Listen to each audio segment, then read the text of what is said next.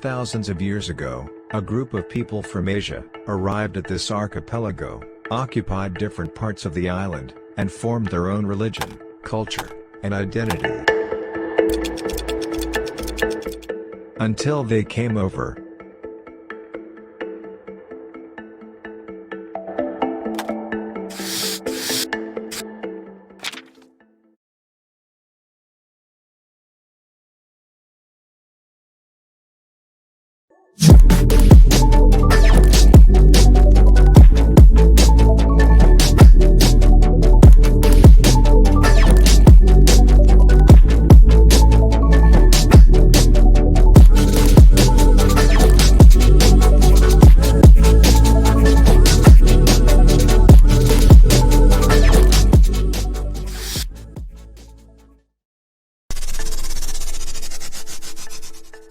(1521).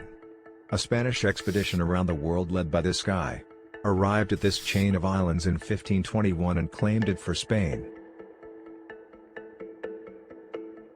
He became friends with some of the locals and even converted them to Roman Catholic, but some resisted and didn't want to change their religion or accept his ideas. So he decided to use force. This led to the Battle of Mactan, where the Spanish were defeated and their commander Ferdinand was killed. Fast forward to 1564. King Philip II of Spain ordered the colonization of the island. And on November 20, 1564, another Spanish expedition of 500 men, led by Miguel López, managed to establish a colony that would last for centuries. Many more people sailed across the ocean from Spain to the Philippines, slowly spread through the island and introduced elements of Spanish culture and ideologies. Soon, the native people's way of life was destroyed.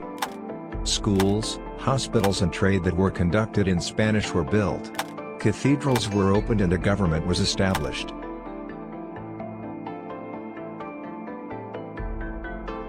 And by the end of the 19th century, about 300 years into the colony, Spanish culture and values were so attached to the Filipinos, to the extent that the Filipino people started thinking about liberation.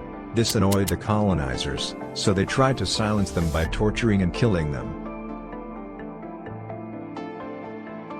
Revolutionary sentiments arose and a man known as José Rizal wrote two important novels that portrayed the abuses of Spanish rule. The books were banned but they were smuggled into the Philippines, and were widely read. On December 30, 1896, José Rizal was executed. His execution gave a big momentum to the Philippine Revolution, which was led by Emilio. The revolution was started to fight against the colonial government. It quickly spread through the provinces, and was ongoing until this was signed on December 15, 1897.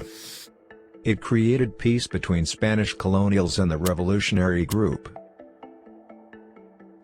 Emilio and his fellow revolutionaries were given amnesty and some money by the Spanish government in return for which they would go into exile in Hong Kong. This was all happening as tensions were rising between these two superpowers, after a United States Navy ship was allegedly sunk by the Kingdom of Spain.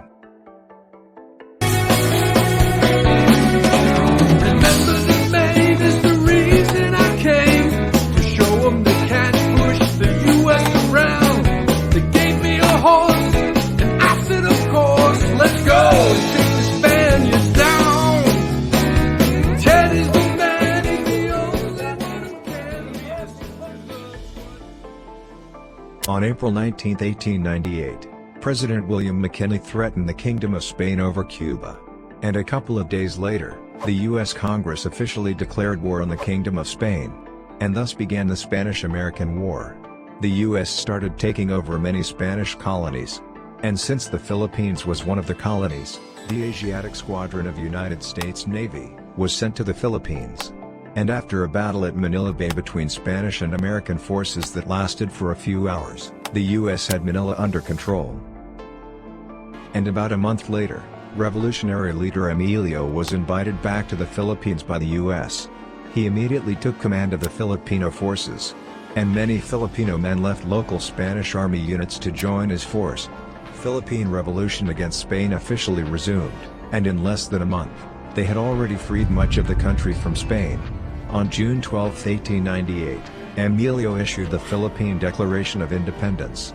He then established a revolutionary government, naming himself as president, and created First Philippine Republic. However, on this side of the world, negotiations were going on between Spain and America, to end the Spanish-American War, and by the end of the year, the Treaty of Paris was signed, ending the Spanish-American War, and selling the Philippines and other Spanish colonies to the United States for $20 million. With this treaty, Spanish rule in the Philippines formally ended, and unfortunately paved the way for another colonization. President William McKinley issued a colonization policy and called it benevolent assimilation. They used this to justify the colonization of the Philippines by arguing that this was a different kind of colonialism and imperialism. This was a good kind of colonialism that would bring education, infrastructure, and public health. Filipinos disagreed with this policy, and didn't want to be colonized by the U.S., so they decided to fight. For years they had fought the Spanish. Now they were prepared to fight the Americans, if they had to.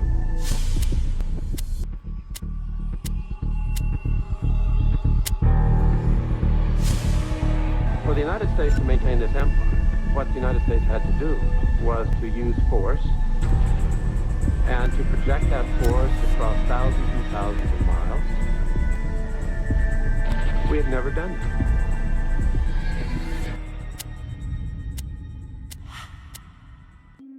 The war lasted for 3 years, and resulted in the death of 4,200 Americans, 20,000 Filipino combatants, dissolution of the First Philippine Republic, and the occupation of the Philippines. The Americans established the insular government of the Philippine Island, as a territorial government of the United States. The 1902 Philippine Organic Act was passed by Congress as the Constitution of the Philippines, which authorized the U.S. President to appoint Governor General and 2 Filipino resident commissioners to represent the Philippines in the U.S. Congress.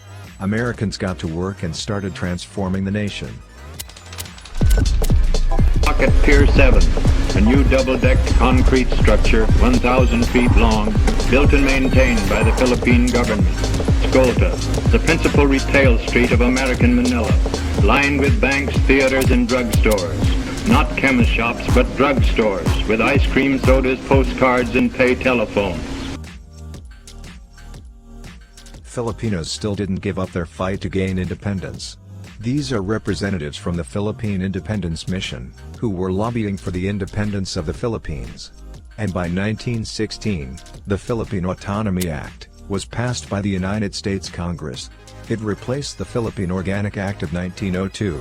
The act contained the first formal and official declaration of the United States commitment to give independence to the Philippines. And 18 years later, the Philippine Independence Act was signed into law by President Franklin D. Roosevelt, as United States federal law that established the process for the Philippines to become an independent country. Under this act, the Commonwealth of the Philippines was established, with the first directly elected president of the Philippines. Because of World War II, the independence was delayed for 2 years, but it was eventually given in 1946.